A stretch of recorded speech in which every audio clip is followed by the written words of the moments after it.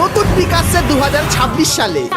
হ্যাঁ গাইজ, আর যখন থেকে জানতে পারলাম নতুন পিক, আর যেটা দেখলাম নতুন পিক দেখে তো আমি লিটারালি অবাক। তো ভাই তোমাদেরকেও নতুন পিকটা দেখাবো। তো এখন গাইজ আমাদের যে পিকটা সেটা কিন্তু এরকম টাইপেরই দেখতে। সঠিক বলেছেন।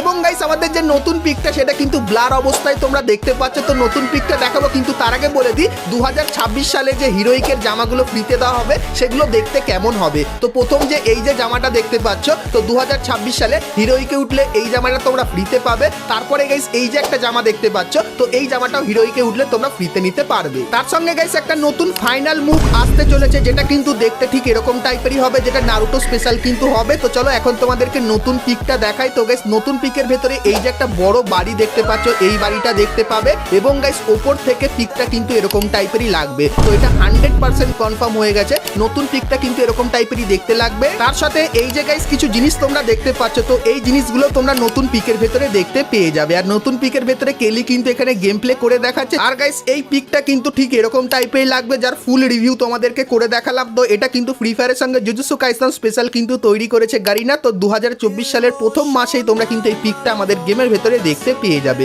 তো এই নতুন পিকটা তোমাদের কেমন লাগলো অবশ্যই কমেন্ট করে জানিও। আর এরকমই আপডেট সবার প্রথমে পেতে গেলে লাইক, শেয়ার, ফলো আর সাবস্ক্রাইব করতে কিন্তু ভুলো না।